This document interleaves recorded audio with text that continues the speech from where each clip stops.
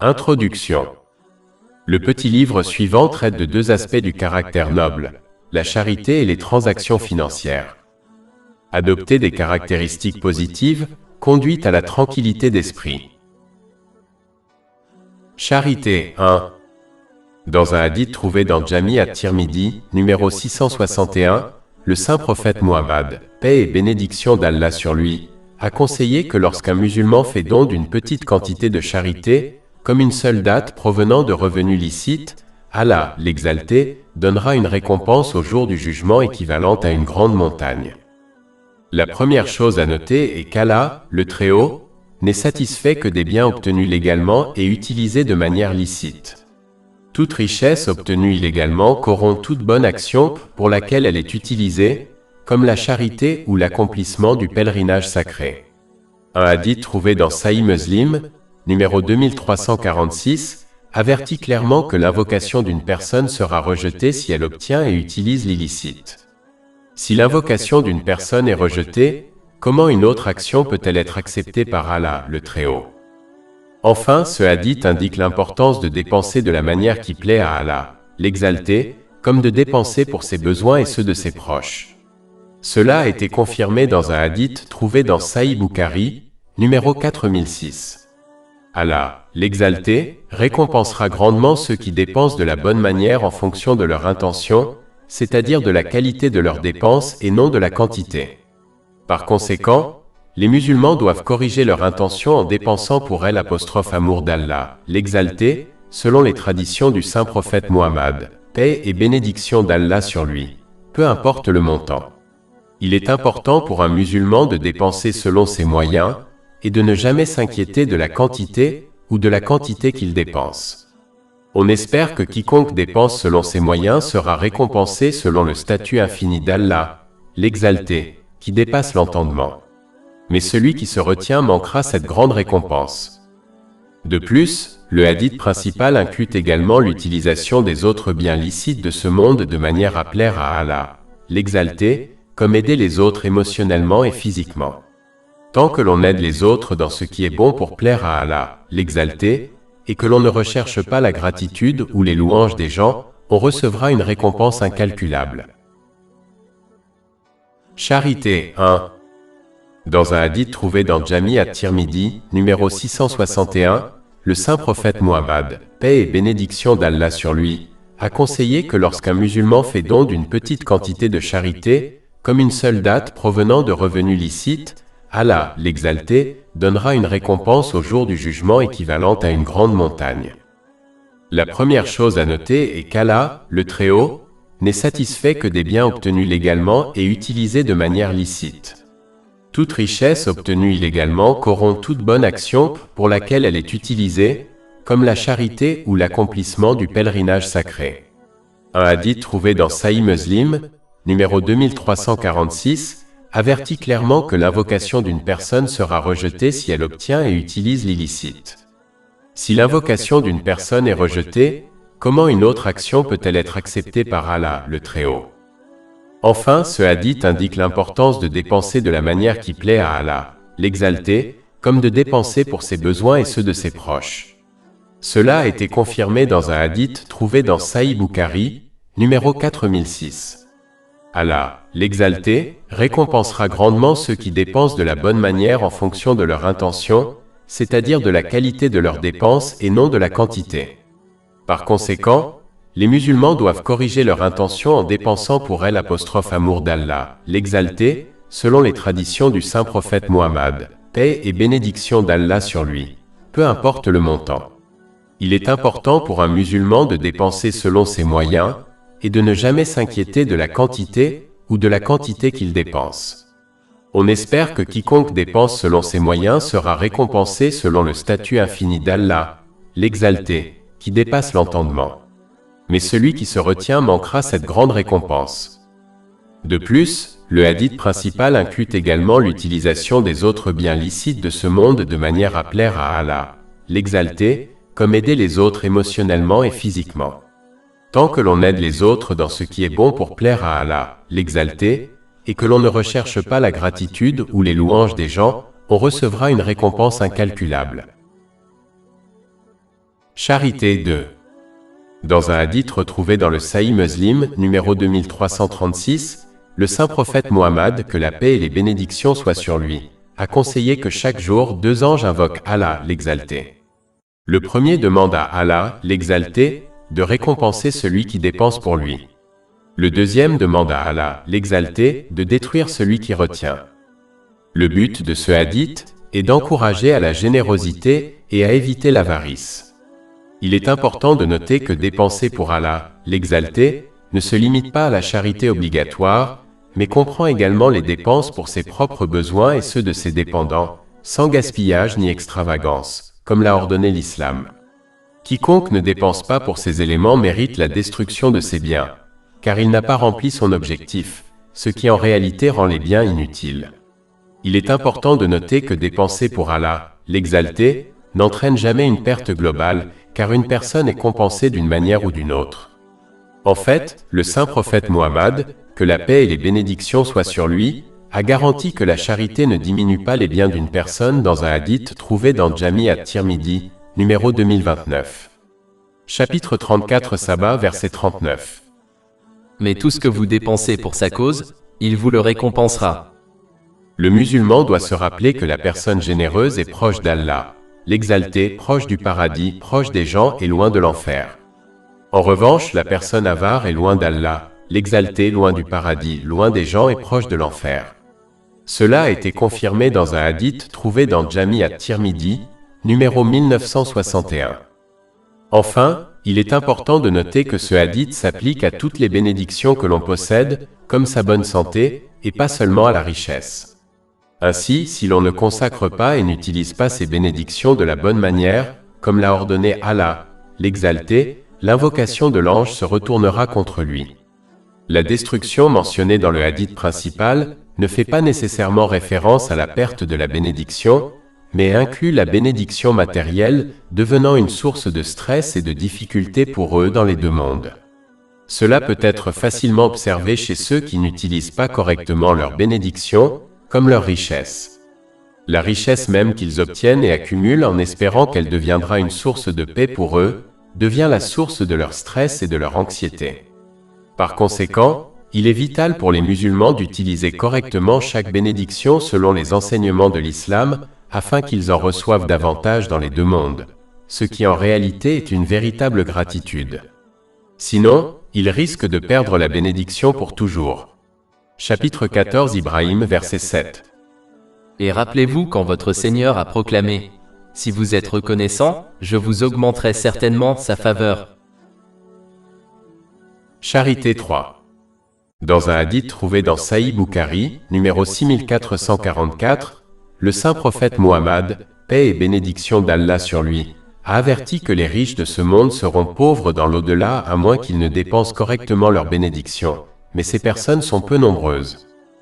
Cela signifie que la majorité des gens riches dépensent mal leur richesse, c'est-à-dire dans des choses vaines qui ne leur apportent donc aucun avantage dans l'au-delà, et aucun avantage réel dans ce monde. Ou bien ils dépensent dans des choses pécheresses qui deviendront un fardeau pour eux dans les 2 mondes. Ou bien ils dépensent dans des choses licites d'une manière que l'islam déteste, comme le gaspillage ou l'extravagance. Pour ces raisons, les riches seront pauvres le jour du jugement, car ils n'auront pas utilisé leur bénédiction comme leur richesse d'une manière qui plaira à Allah, l'Exalté. Cette pauvreté entraînera une responsabilité difficile, du stress, des regrets et même une punition. De plus, ceux qui thésaurisent leur richesse verront leur fortune les abandonner dans leur tombe, et ils atteindront l'au-delà les mains vides, c'est-à-dire comme des pauvres. Ceci a été prévenu dans un hadith trouvé dans Jami at-Tirmidhi, numéro 2379. Le défunt laissera sa richesse derrière lui, pour que d'autres puissent en profiter, tandis qu'il sera tenu responsable de l'avoir gagnée et thésaurisée. Enfin, comme les riches sont distraits par le désir de gagner, d'accumuler, de protéger et d'accroître leur richesse, cela les détourne de l'accomplissement des bonnes actions, qui sont ce qui rendra quelqu'un riche au jour du jugement. En réalité, perdre cela les rendra pauvres. Il est important de noter que dépenser correctement sa richesse ne consiste pas seulement à faire un don de charité, mais également à dépenser pour ses besoins et ceux de ses personnes à charge, sans être gaspilleur ou extravagant. Le véritable riche est celui qui utilise ses biens, comme sa fortune, comme le prescrit l'islam. Cette personne sera riche dans ce monde et dans l'autre. Chapitre 16 en Al, verset 97. Quiconque, homme ou femme, fait une bonne œuvre tout en étant croyant, nous lui ferons vivre une bonne vie, et nous lui donnerons certes une récompense correspondant au meilleur de ses œuvres. En réalité, cette personne emporte ses bénédictions avec elle dans l'au-delà. Cette attitude lui procure également du temps libre, qui lui permet d'accomplir de bonnes actions, ce qui, à son tour, ne fait qu'accroître sa richesse dans l'au-delà. Enfin, celui qui utilise les bienfaits qui lui ont été accordés d'une manière qui plaise à Allah, l'exalté, a fait preuve de gratitude envers lui. Cela conduira à une augmentation des bienfaits pour lui dans les deux mondes. Telle est la définition correcte de la richesse. Chapitre 14 Ibrahim, verset 7. Et rappelez-vous quand votre Seigneur a proclamé « Si vous êtes reconnaissant, je vous augmenterai certainement sa faveur. » Charité 4. Dans un long hadith trouvé dans Sahih Bukhari, numéro 6806, le saint prophète Muhammad, paix et bénédiction d'Allah sur lui, a mentionné 7 groupes de personnes qui bénéficieront de l'ombre d'Allah, l'exalté, le jour du jugement. Cette ombre les protégera des horreurs du jour du jugement, notamment de la chaleur insupportable provoquée par le soleil amené à moins de 2 miles de la création. Ceci a été prévenu dans un hadith trouvé dans Jami at-Tirmidhi, numéro 2421. L'un de ces groupes comprend celui qui fait des dons en cachette. Même si le fait de faire des dons en cachette peut inciter les autres à faire de même, ce qui augmente la récompense en fonction du nombre de personnes qui suivent son comportement, ce qui est confirmé par un hadith trouvé dans Sahih Muslim, numéro 2351, faire des dons en cachette évite le péché dangereux de l'ostentation, qui détruit l'acte de quelqu'un. Lorsqu'un musulman fait des dons en cachette, cela indique sa sincérité pour ne plaire qu'à Allah, l'exalté. Il est important de noter que ce hadith n'a pas fixé de limite quant au montant de la charité à donner. Ainsi, un musulman n'a aucune excuse s'il ne suit pas ce conseil, car Allah, l'exalté, observe la qualité d'un acte, c'est-à-dire la sincérité d'une personne, et non la quantité. Cela a été confirmé dans un hadith trouvé dans Sahih Bukhari, numéro 1. En outre, la charité en islam ne se limite pas à la donation de biens. En fait, elle englobe toutes les bonnes actions comme le fait d'ordonner le bien et d'interdire le mal. Cela est recommandé dans un hadith trouvé dans Sahih Muslim, numéro 1671. Tant que l'une de ces bonnes actions est accomplie en secret sans que la personne en parle aux autres, on espère qu'elle accomplira ce hadith et qu'elle sera protégée le jour du jugement. Charité 5. Dans un hadith trouvé dans Sahih Bukhari, numéro 1417, le saint prophète Muhammad, paix et bénédiction sur lui, a conseillé aux musulmans de se sauver de l'enfer même en donnant la moitié d'une date en charité. Ce hadith, comme beaucoup d'autres enseignements de l'islam, souligne l'importance de la qualité plutôt que de la quantité. Le diable dissuade souvent les musulmans d'accomplir de bonnes actions, en leur faisant croire que l'action est trop petite et donc insignifiante aux yeux d'Allah, le Très-Haut. Malheureusement, même d'autres musulmans ignorants découragent souvent les autres d'accomplir certaines bonnes actions en prétendant qu'elles sont insignifiantes et inutiles. Il est important pour le musulman de ne pas tomber dans ce piège et de s'efforcer d'accomplir toutes les bonnes actions, grandes ou petites, car Allah, l'exalté, observe sans aucun doute les qualités de chacun et juge les gens en fonction de celles-ci. Un aspect de cette qualité est l'intention de chacun, c'est-à-dire si l'on le fait uniquement pour Allah, l'exalté, ou pour une autre raison comme pour se mettre en valeur. Français, le musulman doit d'abord se concentrer sur la correction de la qualité de sa bonne action, comme le fait d'avoir une bonne intention, puis s'assurer que la source de la bonne action, comme le don de charité, est licite, car toute action qui a un fondement illicite ne sera pas acceptée. Cela a été mis en garde dans un hadith trouvé dans Jami at-Tirmidhi, numéro 661. Ensuite, le musulman doit accomplir toutes les bonnes actions volontaires en fonction de ses moyens et de ses forces. Le saint prophète Muhammad, que la paix et les bénédictions soient sur lui, a clairement indiqué dans un hadith trouvé dans Sahih Bukhari, numéro 6465, que les actions les plus aimées d'Allah, l'exalté, sont les actions régulières, même si elles sont considérées comme petites. De plus, accomplir régulièrement de bonnes actions est plus susceptible de changer un musulman pour le mieux que de faire une grande action une fois de temps en temps. En ce qui concerne la charité volontaire, un musulman doit donner régulièrement selon ses moyens, même s'il ne s'agit que d'une seule livre, et croire fermement qu'Allah, l'exalté, transformera cela en une montagne de récompense le jour du jugement. En fait, cela a été promis dans un hadith trouvé dans Jami at-Tirmidhi, numéro 662. Pour conclure, un musulman doit se concentrer sur la qualité plutôt que sur la quantité, et accomplir régulièrement toutes sortes de bonnes actions en fonction de ses moyens et de ses forces. Charité 6.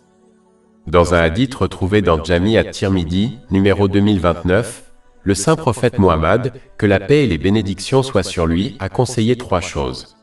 La première est que la charité ne diminue pas la richesse. Car tout ce que le musulman dépense pour Allah le Très-Haut, en termes de bienfaits, tels que le temps, Allah le Très-Haut le récompensera. Cette compensation sera bien plus élevée que ce qu'il a dépensé à l'origine. Chapitre 2 Al-Baqarah, verset 245. Qui est-ce qui ferait un bon prêt à Allah, afin qu'il le lui multiplie plusieurs fois? Par exemple, Allah le Très-Haut peut accorder à celui qui dépense pour lui des opportunités financières qui conduisent à une augmentation globale de la richesse. De plus, cela pourrait faire référence au fait que ce qui est destiné à être dépensé pour une personne, c'est-à-dire sa véritable richesse, ne peut jamais changer, quel que soit son comportement ou le comportement de toute la création. En fait, la provision d'une personne lui a été allouée plus de 50 000 ans avant qu'Allah le Très-Haut ne crée les cieux et la terre. Cela est confirmé dans un hadith trouvé dans Sahih Muslim, numéro 6748. Donc, en réalité, la charité d'une personne ne changera pas le montant de la richesse qui est destinée à être dépensée pour elle, comme la richesse dépensée pour sa nourriture. Enfin, la charité ne réduit pas la richesse d'une personne, car elle ne fait que déposer sa richesse sur son compte dans l'au-delà. C'est comme celui qui transfère de l'argent entre 2 comptes bancaires. À cet égard, la charité ne réduit pas sa richesse, car le véritable bénéficiaire est lui-même. Se rappeler cela empêchera de rechercher la gratitude de ceux que l'on aide, et empêchera l'orgueil, car en réalité, on ne profite à personne d'autre qu'à soi-même lorsqu'on fait la charité. Charité 7. Dans un hadith trouvé dans Sahih Bukhari, numéro 6006, le saint prophète Muhammad, paix et bénédiction d'Allah sur lui, a conseillé qu'un musulman peut obtenir la même récompense que celui qui jeûne tous les jours et offre la prière surérogatoire toute la nuit s'il soutient financièrement une veuve ou une personne pauvre. Dans ce monde moderne et trépidant, les musulmans ont souvent du mal à trouver le temps d'accomplir des actes vertueux volontaires, comme le jeûne volontaire ou la prière nocturne volontaire. L'islam, comme toujours, offre à chacun, quel que soit son mode de vie, un moyen pratique de recevoir la récompense d'Allah, l'exalté. Dans ce cas, un musulman peut soutenir financièrement une veuve ou une personne pauvre afin d'obtenir cette grande récompense. Il est encore plus facile de nos jours de parrainer les nécessiteux, car il n'est pas nécessaire de se déplacer pour les aider. On peut faire appel à des organismes caritatifs réputés et dignes de confiance afin de faire des dons régulièrement. Et un musulman ne doit pas se laisser tromper et dissuader de faire des dons, en croyant que son argent n'atteindra pas les nécessiteux car Allah, l'exalté, le récompensera selon son intention, que l'argent parvienne aux pauvres ou non. Cela a été indiqué dans un hadith, trouvé dans Sahih Bukhari, numéro 1. Le devoir d'un musulman est de faire un don via une œuvre de charité réputée et digne de confiance, avec la bonne intention, à savoir plaire à Allah, l'exalté. Parrainer les nécessiteux n'est pas cher, car la plupart des gens dépensent plus d'argent pour leurs factures de téléphone mensuelles et d'autres choses de luxe inutiles. La triste vérité est que si chaque musulman financièrement capable parrainait une personne dans le besoin, cela réduirait considérablement la pauvreté dans le monde. Enfin, celui qui n'a pas les moyens de faire cela doit encourager celui qui en a les moyens, et ainsi, il recevra la récompense de son don. Cela a été confirmé dans un hadith trouvé dans Jami at-Tirmidhi, numéro 2674. Il n'y a donc aucune raison pour que tous les musulmans passent à côté de cette récompense facile. Charité 8. Dans un hadith trouvé dans Jami at-Tirmidhi, numéro 664, le saint prophète Muhammad, paix et bénédiction d'Allah sur lui, a conseillé que la charité éteint la colère d'Allah, l'Exalté, et protège contre une mort mauvaise. Cette charité comprend à la fois la charité obligatoire et la charité facultative.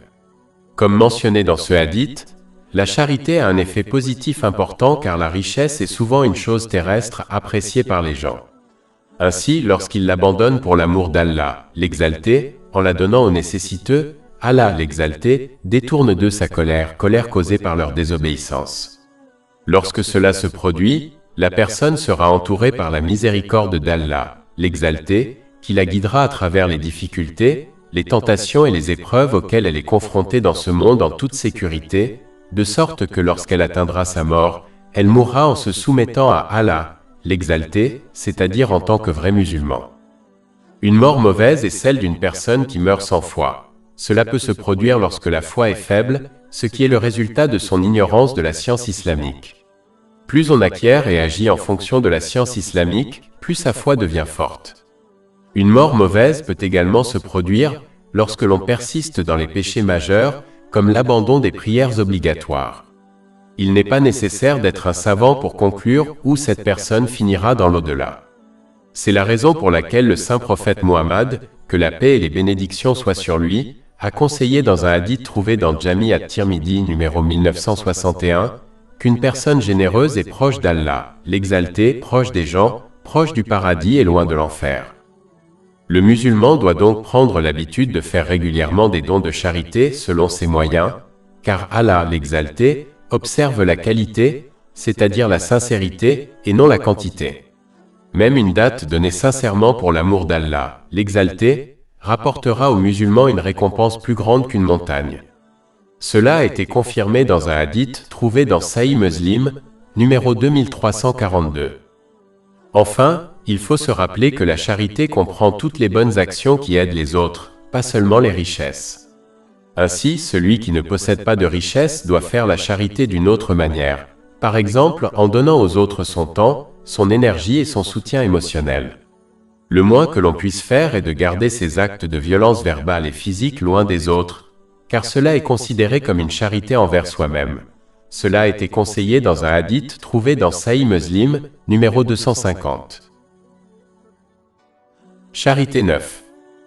Dans un hadith trouvé dans le numéro 603 du livre Conscience et appréhension de l'imam Munzari, le saint prophète Muhammad, paix et bénédiction d'Allah sur lui, a conseillé à chacun de se tenir à l'ombre de sa charité le jour du jugement. Il est important de garder à l'esprit qu'il s'agit d'une bénédiction extrêmement vitale à obtenir, car le soleil sera amené à moins de 2 miles de la création le jour du jugement. Cela a été prévenu dans un hadith trouvé dans Jami at-Tirmidhi, numéro 2421. Les gens ont du mal à supporter la chaleur d'une journée d'été, comment pourront-ils supporter la chaleur du jour du jugement sans ombre? Le musulman doit donc s'efforcer de faire régulièrement la charité quelle que soit sa quantité, car Allah, l'Exalté, ne tient pas compte de la quantité, il juge les actions en fonction de leur qualité, de leur sens et de leur sincérité. Cela est confirmé dans un hadith trouvé dans Sahih Bukhari, numéro 1. De plus, un hadith trouvé dans Sahih Bukhari, numéro 6465, conseille que les actes les plus aimés d'Allah, l'Exalté, sont les actes réguliers, même s'ils sont petits. En fait, Allah, l'Exalté, a clairement indiqué qu'il récompensera les actions même si elles sont de la taille d'un atome. Chapitre 99 Az-Zalzala, verset 7. Ainsi, quiconque fait ne serait-ce que le poids d'un atome de bien le verra. Par conséquent, cela ne laisse aucune excuse aux musulmans pour ne pas faire régulièrement des dons de charité pour le plaisir d'Allah, l'Exalté, dans l'espoir d'obtenir une ombre forte qui les protège de la chaleur intense d'un grand jour. Enfin, il faut se rappeler que la charité comprend toutes les bonnes actions qui aident les autres, pas seulement les richesses. Ainsi, celui qui ne possède pas de richesse doit faire la charité d'une autre manière, par exemple en donnant aux autres son temps, son énergie et son soutien émotionnel. Le moins que l'on puisse faire est de garder ses actes de violence verbale et physique loin des autres, car cela est considéré comme une charité envers soi-même. Cela a été conseillé dans un hadith trouvé dans Sahih Muslim, numéro 250. Charité 10. Dans un hadith trouvé dans Jami at-Tirmidhi, numéro 1855, le saint prophète Muhammad, paix et bénédiction sur lui, a conseillé certaines caractéristiques qui permettront à un musulman d'entrer au paradis en paix. L'une de ces caractéristiques est de nourrir les autres pour l'amour d'Allah, l'exalté. C'est une grande action qui conduit à la satisfaction d'Allah, l'exalté, et à une grande récompense. Chapitre 76 Al-Insan, versets 9 à 11. Nous vous nourrissons uniquement pour la face d'Allah. Nous ne désirons de vous ni récompense ni gratitude. Nous craignons en vérité de notre Seigneur, un jour rude et pénible. Allah les protégera donc du mal de ce jour-là, et leur donnera la splendeur et le bonheur. De plus, celui qui nourrit les autres pour l'amour d'Allah, l'exalté, sera nourri des fruits du paradis le jour du jugement. Ceci est conseillé dans un hadith trouvé dans Jami at-Tirmidhi, numéro 2449. Enfin, le musulman doit s'efforcer de donner régulièrement toutes les formes de charité, selon ses moyens, quelle que soit sa quantité, car Allah, l'exalté, juge de la qualité, c'est-à-dire de l'intention de quelqu'un. Ceci est conseillé dans un hadith trouvé dans Sahih Bukhari, numéro 1. Charité 11. Dans un hadith trouvé dans le livre de l'imam Munzari, Conscience et appréhension, numéro 2520, le saint prophète Muhammad, paix et bénédiction d'Allah sur lui, a conseillé les caractéristiques d'une personne chanceuse. L'une de ces caractéristiques est de dépenser son excédent de richesse de manière à plaire à Allah, le Très-Haut. L'excédent de richesse est la richesse qui reste après avoir satisfait ses besoins et ceux de ses proches sans gaspillage, excès ou extravagance. Le musulman doit épargner raisonnablement pour le futur proche et dépenser le reste de manière à plaire à Allah, le Très-Haut, comme la charité. Il ne doit pas le dépenser en choses vaines ou pécheresses, ni le thésauriser. En réalité, le fait d'accumuler des richesses les rend inutiles, car cette pratique défie le but même de leur création. Les richesses qui circulent dans la société sont bénéfiques pour tous, tandis que le fait de thésauriser ne fait qu'élargir l'écart entre les riches et les pauvres. En réalité, elles ne profitent pas à leur propriétaire, car il n'a pas pu en profiter de son vivant, mais il en sera tenu responsable dans l'au-delà. Le musulman doit soit éviter d'accumuler des richesses excessives, soit au moins les utiliser de manière appropriée. En outre, ce conseil s'applique à tous les bienfaits de l'homme, c'est-à-dire qu'il doit s'efforcer d'utiliser tous les bienfaits qui lui ont été accordés de manière à plaire à Allah, l'exalté, et éviter de les utiliser pour des choses vaines ou pécheresses. Les choses vaines ne conduisent qu'à un gaspillage de ses ressources précieuses, et ce sera un grand regret pour lui au jour du jugement, surtout lorsqu'il observera la récompense accordée à ceux qui ont utilisé correctement leurs bienfaits. Enfin, les choses vaines et pécheresses ne conduisent qu'au stress et aux problèmes dans les deux mondes, car elles font oublier Allah, l'exalté. Car se souvenir de lui véritablement implique d'utiliser les bienfaits qui nous ont été accordés de manière à lui plaire. Chapitre 21, verset 124. Et quiconque se détourne de mon rappel, certes, aura une vie pénible. Et au jour de la résurrection, nous le rassemblerons aveugle. Charité 12. Dans un hadith trouvé dans le livre de l'imam Munzari, Conscience et appréhension, numéro 2556, le saint prophète Muhammad, paix et bénédiction d'Allah sur lui, a donné la bonne nouvelle à celui qui possède les caractéristiques suivantes. L'une de ces caractéristiques est de dépenser ses biens sans désobéir à Allah, l'exalté, et pour aider les faibles et les nécessiteux. Cela comprend toute dépense qui procure un réel bénéfice dans ce monde ou dans l'autre. Cela comprend les dépenses pour satisfaire ses besoins et ceux de ses proches sans excès, gaspillage ou extravagance.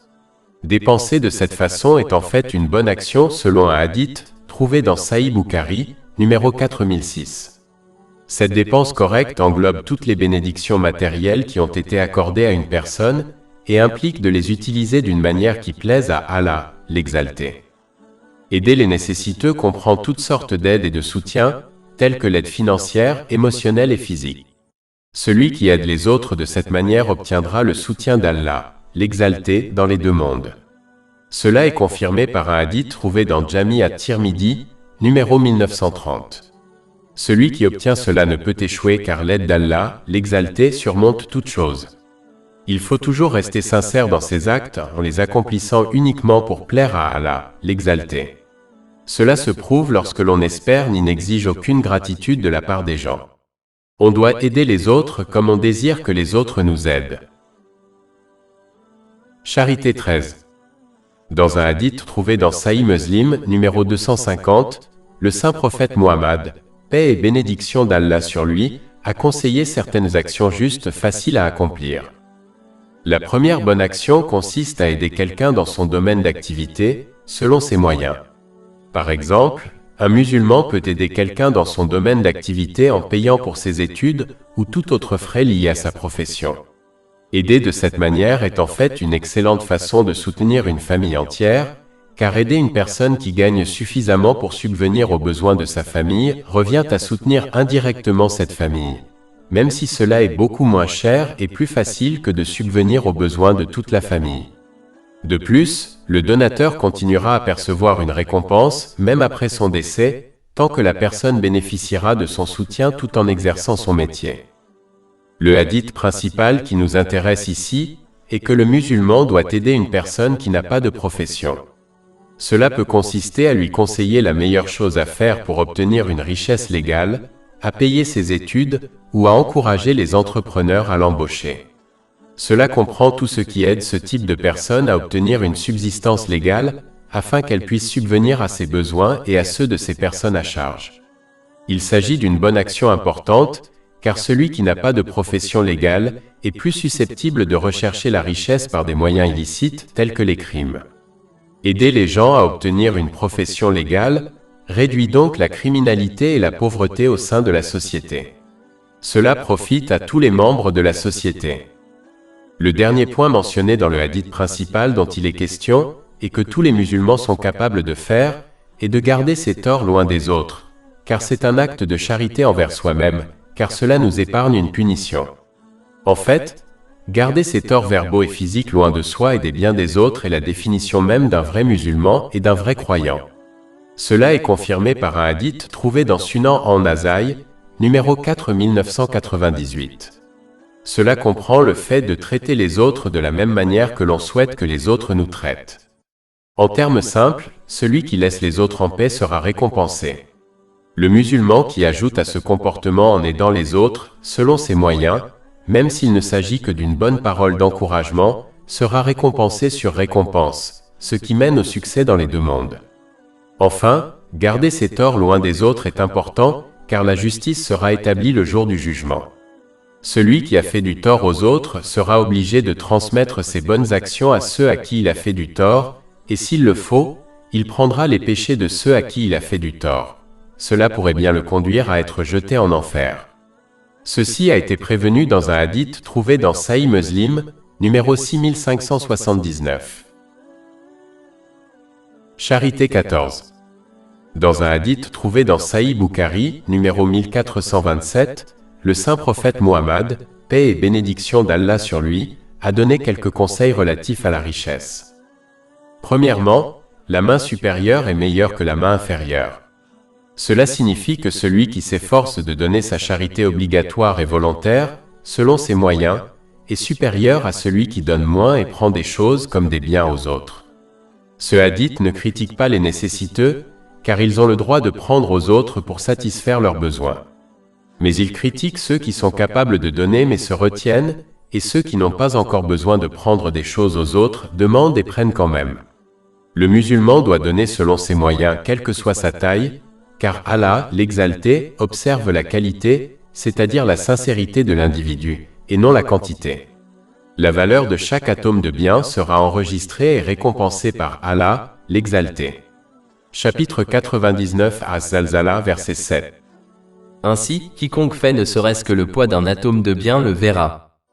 Les musulmans ne doivent demander et accepter des choses aux autres que s'ils en ont réellement besoin. Dans le cas contraire, ils doivent s'abstenir de trop demander car cela conduit à devenir dépendants des autres et à perdre confiance en Allah, l'exalté. Ils doivent utiliser les ressources qui leur ont été accordées selon les enseignements de l'islam, comme leur force physique, et compter sur Allah, l'exalté, pour subvenir à leurs besoins. Chapitre 11, verset 6. Il n'y a pas de créature sur terre qui ne dépende d'Allah pour sa subsistance. Et il connaît son lieu de résidence et son lieu de stockage. Tout est clairement indiqué. Le hadith principal qui nous intéresse ici est que le musulman doit d'abord subvenir à ses besoins et à ceux de ses proches avant de faire une aumône. Ce n'est pas seulement une bonne action selon un hadith trouvé dans le Sahih Bukhari, numéro 4006, mais c'est aussi un péché de ne pas s'efforcer de subvenir aux besoins de ses proches par des moyens licites, selon un hadith trouvé dans le Sahih Muslim, numéro 2312.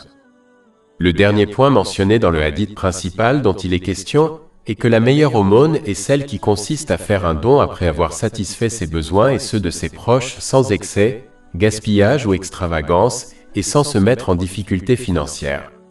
L'islam enseigne aux musulmans à ne pas donner toute leur richesse, mais à donner régulièrement en fonction de leurs moyens et de manière équilibrée. La qualité et la régularité des actes sont plus importantes que la quantité des actes. Charité 15. Dans un hadith retrouvé dans le Sahih Muslim, numéro 2376, le saint prophète Mohammed, que la paix et les bénédictions soient sur lui, a indiqué que celui qui dépense de manière agréable à Allah, l'exalté, sera récompensé en fonction de ce qu'il donne. Et il a mis en garde contre le fait de thésauriser, sinon Allah, l'exalté, refusera ses bienfaits. Il est important de noter que l'on ne doit acquérir et dépenser que des biens licites, car toute bonne action fondée sur l'illicite sera rejetée par Allah, l'exalté, quelle que soit l'intention de l'individu. Cela a été mis en garde dans un hadith trouvé dans Sahih Muslim, numéro 2342. Tout comme le fondement intérieur de l'islam est l'intention, de même le fondement extérieur de l'islam est l'acquisition et l'utilisation du licite. De plus, ces dépenses ne se limitent pas à la charité, mais comprennent les dépenses pour ses propres besoins et ceux de ses proches conformément aux préceptes de l'islam sans gaspillage, ni excès, ni extravagance. C'est en fait une bonne action selon un hadith trouvé dans Sahih Bukhari, numéro 4006. Le musulman doit dépenser de manière équilibrée, en aidant les autres sans devenir lui-même nécessiteux. Chapitre 17 Al-Isra, verset 29. Et ne laisse pas ta main enchaînée à ton cou, et ne l'étends pas complètement, de peur de devenir blâmé et insolvable. Le musulman doit faire régulièrement des dons en fonction de ses moyens, même s'ils sont peu importants, car Allah, le Très-Haut, considère la qualité, c'est-à-dire la sincérité, et non la quantité d'un acte. Faire régulièrement des dons peu importants est bien meilleur et plus aimé d'Allah, le Très-Haut, que de faire des dons plus importants de temps en temps. Cela est recommandé dans un hadith trouvé dans Sahih Bukhari, numéro 6465. Il est important de noter, comme mentionné dans le hadith principal dont il est question, que lorsque quelqu'un donne selon ses moyens, Allah, l'exalté, le récompensera selon son statut infini. Mais celui qui retient trouvera une réponse similaire de la part d'Allah, l'exalté. Si un musulman accumule ses richesses, il les laissera derrière lui pour que d'autres en profitent tout en étant tenus responsables. S'il fait un mauvais usage de ses richesses, elles deviendront pour lui une malédiction et un fardeau dans ce monde et une punition dans l'autre. Enfin, ce hadith s'applique à tous les bienfaits de ce monde qui nous ont été accordés, pas seulement à la richesse.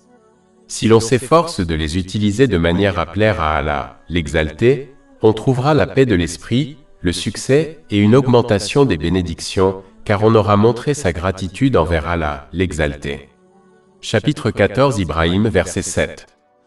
Et rappelez-vous quand votre Seigneur a proclamé « Si vous êtes reconnaissant, je vous augmenterai certainement sa faveur. » Et chapitre 16 en Al, verset 97. Quiconque, homme ou femme, fait une bonne œuvre tout en étant croyant, nous lui ferons vivre une bonne vie, et nous lui donnerons certes une récompense correspondant au meilleur de ses œuvres. Cela montre clairement qu'un musulman n'a pas besoin d'être riche pour obtenir des bénédictions, la paix et le succès dans les deux mondes. Il lui suffit d'utiliser les bénédictions qui lui ont été accordées de manière à plaire à Allah, l'exalté, aussi minime soit-elle. Charité 16. Dans un hadith trouvé dans Sunan Abu Daoud, numéro 2866, le saint prophète Mohammed, paix et bénédiction sur lui, a conseillé que donner la charité au cours de sa vie est 100 fois mieux que de la donner quand on atteint son lit de mort.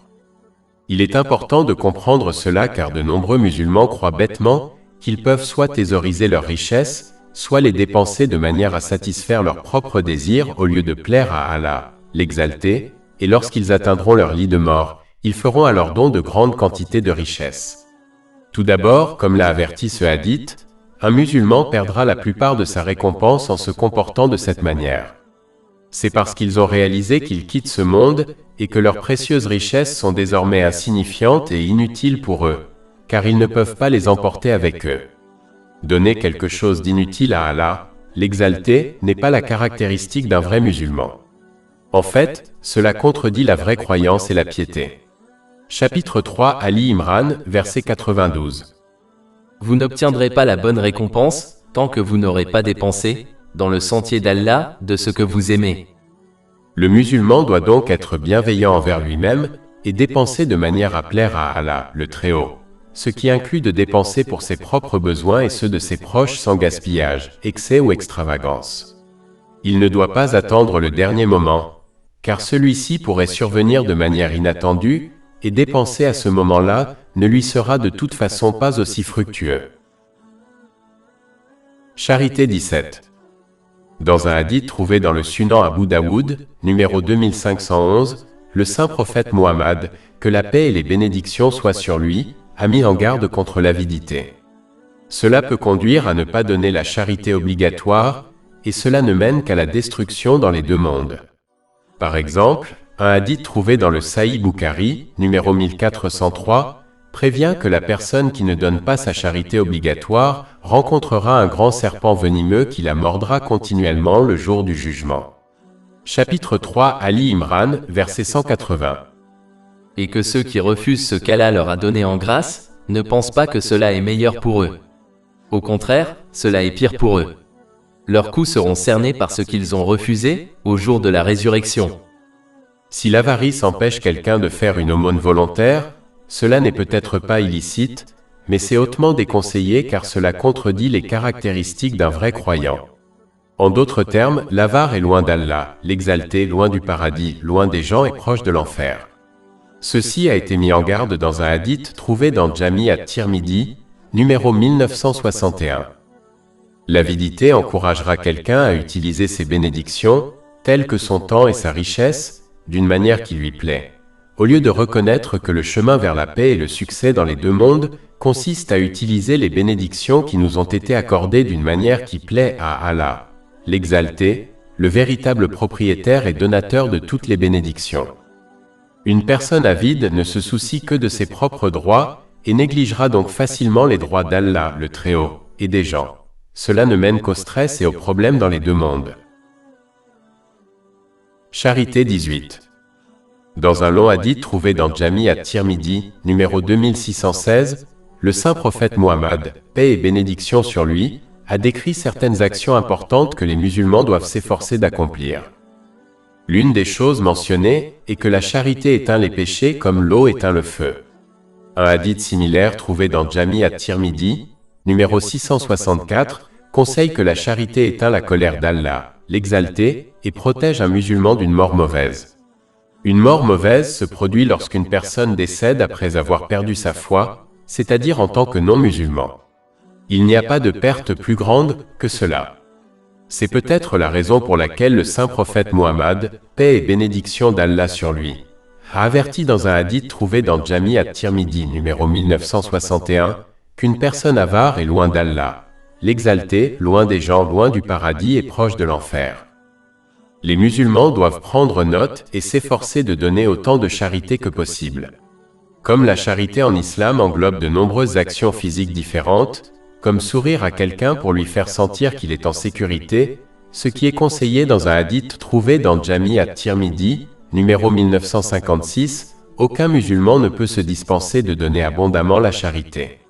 De plus, comme Allah, l'Exalté, observe la qualité d'une action plutôt que sa quantité, on doit donc persister dans les actes de charité, même s'ils sont petits. En fait, Allah, l'Exalté, aime les actions qui sont régulières, même si elles sont petites. Cela a été conseillé dans un hadith trouvé dans Sahih Bukhari, numéro 6464. Chapitre 2 Al-Baqarah, verset 271. Si vous divulguez vos dépenses aumônières, elles sont bonnes. Mais si vous les cachez et les donnez aux pauvres, c'est mieux pour vous. et il vous efface ainsi une partie de vos méfaits. Charité 19. J'ai eu une pensée que je voulais partager avec vous. Les musulmans prétendent souvent qu'en raison de leur vie occupée, ils n'ont pas le temps d'accomplir des actes vertueux volontaires ou même d'acquérir des connaissances plus approfondies sur l'islam. Dans ce cas, un musulman doit s'efforcer de faire autant de charité que possible, car cette bonne action ne prend pas beaucoup de temps et constitue une branche importante de la foi. Il existe d'innombrables vertus liées à la charité qui ont été mentionnées dans le Saint-Coran et les hadiths du Saint-Prophète Muhammad, que la paix et les bénédictions soient sur lui. Par exemple, la personne généreuse est proche d'Allah, l'exalté proche des gens, proche du paradis et loin de l'enfer. Alors que la personne avare est proche de l'enfer, loin d'Allah, l'exalté, loin des gens et loin du paradis. Cela a été conseillé dans un hadith trouvé dans Jami at-Tirmidhi, numéro 1961. De plus, tant qu'un musulman fait de la charité aux autres, même s'il est préoccupé par les choses de ce monde, Allah, l'exalté, continuera de l'aider.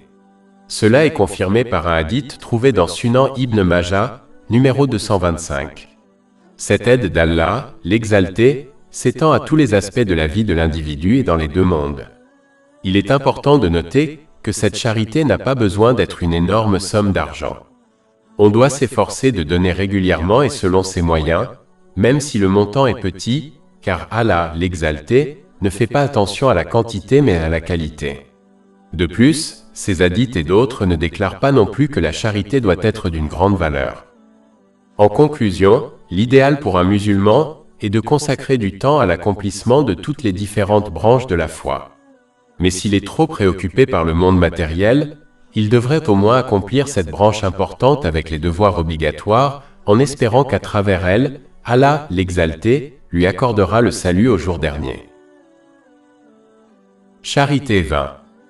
J'ai eu une pensée que je voulais partager avec vous. Lorsqu'un musulman croit vraiment que tout ce qu'il possède appartient à Allah, l'exalté, alors utiliser correctement les bénédictions qu'il possède, comme faire la charité par la grâce d'Allah, l'exalté, devient facile. Celui qui adopte cette attitude se rend compte qu'il ne fait que rembourser un prêt qui lui a été accordé par Allah, l'exalté. Chapitre 2 Al-Baqarah, verset 254. Ô vous qui croyez, dépensez de ce que nous vous avons attribué. Ce comportement protège également l'individu de la destruction de sa bonne action de charité par l'orgueil. L'orgueil fait croire à une personne qu'elle rend service à Allah, exalté, et aux nécessiteux en faisant une charité. Mais de la même manière qu'on rend service à une banque sans orgueil, les musulmans doivent comprendre que leur charité est une façon de rembourser le prêt accordé par Allah, exalté. De plus, les nécessiteux rendent service aux donateurs en prenant leur charité. Les nécessiteux sont un moyen pour eux d'obtenir une récompense d'Allah, exalté, et sans eux, cela serait impossible. Si l'on croit que sa richesse a été accumulée grâce à son intelligence et sa force, il doit comprendre que ces choses ont également été données par Allah, exalté. Par conséquent, ce prêt sous forme de bénédiction telle que la richesse doit être restitué à Allah, exalté. Sinon, on risque d'être confronté à une pénalité qui commencera dans ce monde et se poursuivra dans l'au-delà. Quand on fait une aumône, on ne fait pas affaire avec une personne nécessiteuse, mais avec Allah, le Très-Haut. Quand une personne fait sincèrement des affaires avec Allah, le Très-Haut, elle peut être sûre d'un profit inimaginable qui lui sera bénéfique dans ce monde et dans l'au-delà. Cela a été indiqué dans les principaux versets dont nous parlons. Chapitre 2 Al-Baqarah, verset 245. Qui est-ce qui ferait un bon prêt à Allah, afin qu'il le lui multiplie plusieurs fois? Transactions financières. Dans un hadith trouvé dans Sahih Bukhari, numéro 2076, le saint prophète Muhammad, paix et bénédiction d'Allah sur lui, a demandé la miséricorde d'Allah, l'exalté, sur ceux qui sont indulgents dans les questions financières, comme l'achat et la vente de biens, et lorsqu'ils exigent le remboursement d'un prêt. Il est important pour les musulmans de ne pas être avides en matière financière, car l'avidité pousse à l'illégal. Même si l'on évite l'illégal, l'avidité privera le musulman de cette invocation de miséricorde, car l'avidité l'empêchera d'agir avec indulgence envers les autres. En termes simples, l'avidité éloigne l'individu d'Allah, l'exalté, loin du paradis, loin des gens et près de l'enfer. Ceci a été mis en garde dans un hadith trouvé dans Jami at-Tirmidhi, numéro 1961.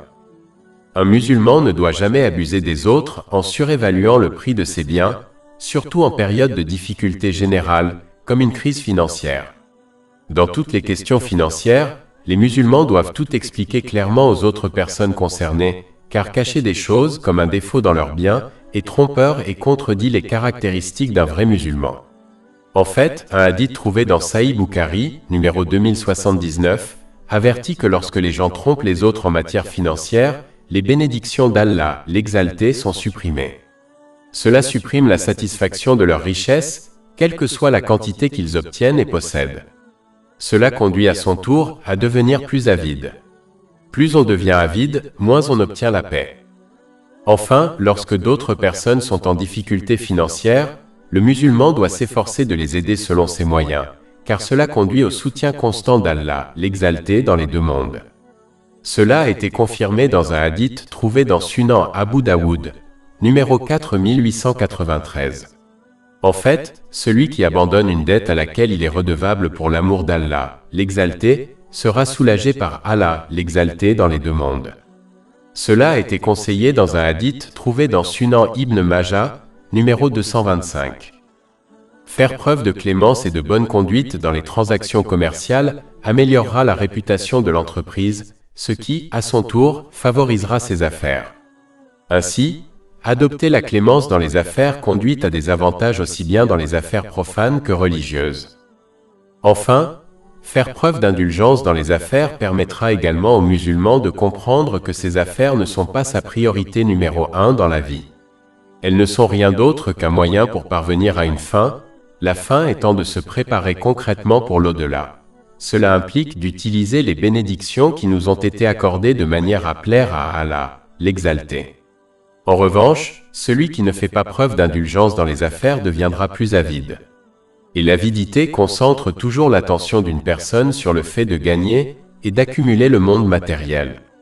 Cela devient son but ultime et sa priorité numéro 1 dans la vie. Cela l'empêche alors de se préparer concrètement pour l'au-delà. Transactions financières 2.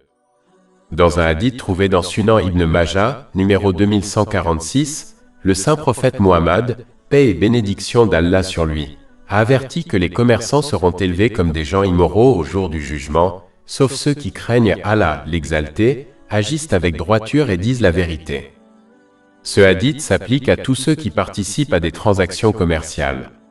Il est extrêmement important de craindre Allah, l'exalté, en accomplissant ses commandements, en s'abstenant de ses interdictions et en affrontant le destin avec patience selon les traditions du saint prophète Muhammad. Paix et bénédiction d'Allah sur lui. Cela comprend le fait de traiter les autres avec gentillesse, conformément aux enseignements de l'islam. En fait, il faut traiter les autres comme on souhaite être traité par les autres. En ce qui concerne les transactions commerciales, le musulman doit être honnête dans son discours en révélant tous les détails de la transaction à tous ceux qui sont impliqués. Un hadith trouvé dans Sahih Bukhari, numéro 2079, prévient que lorsque les musulmans cachent des choses dans les transactions financières comme des défauts dans leurs produits, cela entraînera une perte de bénédiction. Agir de manière juste implique d'éviter de tromper les autres en leur faisant payer des prix excessifs pour des biens. Un musulman doit simplement traiter les autres comme il souhaite être traité, c'est-à-dire avec honnêteté et transparence totale. De la même manière qu'un musulman ne souhaite pas être maltraité en matière financière, il ne doit pas maltraiter les autres.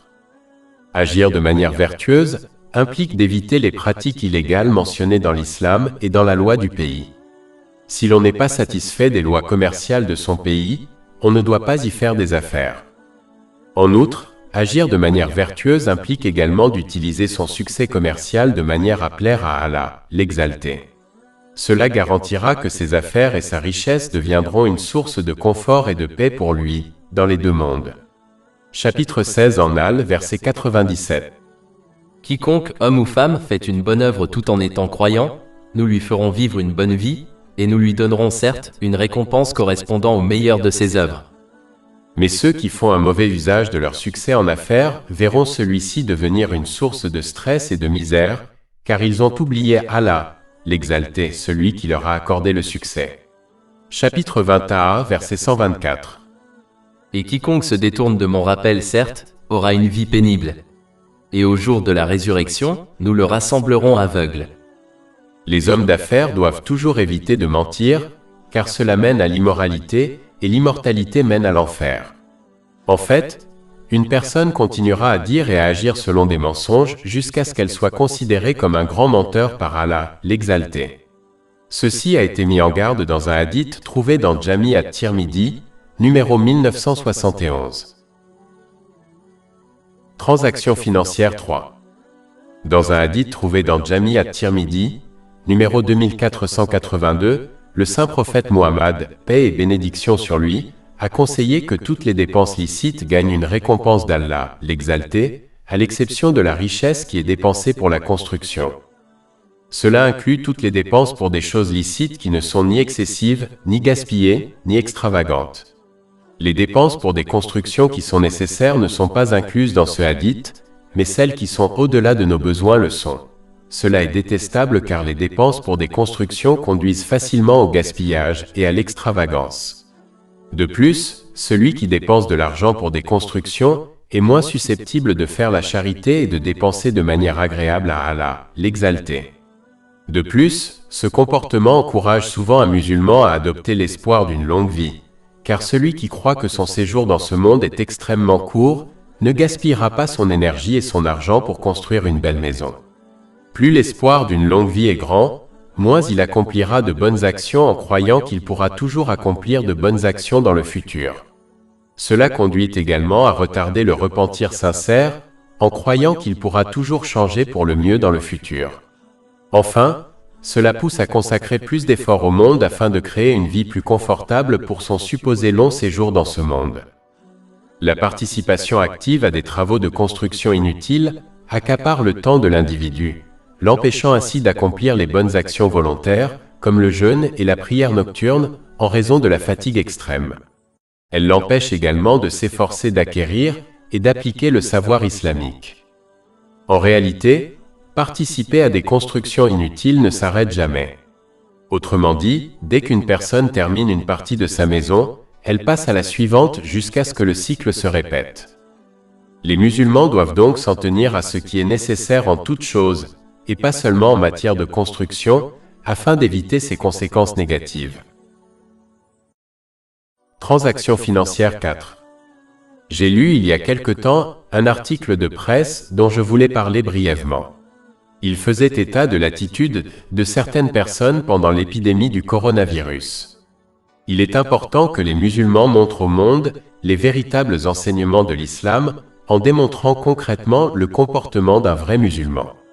Il est évident que de nombreuses personnes dans le monde entier traversent des difficultés à cause du virus, notamment des difficultés financières. Par conséquent, un musulman ne doit en aucun cas profiter de ces difficultés, par exemple en augmentant le prix de ses produits, sachant que les gens sont désespérés, ou en diminuant les salaires de ses employés, sachant qu'ils toléreront ce comportement en raison des difficultés auxquelles ils sont confrontés. Il est essentiel que les gens reconnaissent un musulman non pas à sa tenue islamique, mais à son comportement. Les gens doivent reconnaître la grandeur de l'islam à travers cela. Par exemple, le saint prophète Muhammad, sur lui la paix et le salut, a averti dans un hadith trouvé dans Sahih Bukhari, numéro 2079, qu'un musulman qui vend quelque chose doit révéler ses défauts à l'acheteur avant qu'il ne l'achète, car le mensonge ne fera que retirer les bénédictions d'Allah, l'Exalté. Les musulmans ne doivent donc jamais profiter des difficultés des autres, surtout en période de difficulté et de stress généralisé. Au contraire, les musulmans doivent faciliter les choses aux autres en leur offrant toute l'aide possible. Tant que les musulmans sont occupés à aider les autres pour l'amour d'Allah, l'Exalté, Allah l'Exalté, continuera à les soutenir. Cela a été confirmé dans un hadith trouvé dans Sunan Abu Daoud, numéro 4893. Celui qui reçoit le soutien d'Allah, l'Exalté, ne peut jamais échouer dans ce monde ou dans l'autre. Mais celui qui profite des difficultés des autres, peut bien se retrouver livré à lui-même dans ce monde et dans l'autre.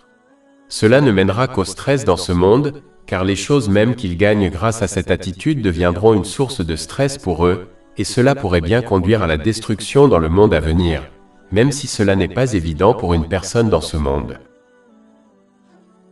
Plus de 400 livres électroniques, livres audio, infographies, podcasts et blogs gratuits disponibles sur notre site web www.checpod.com.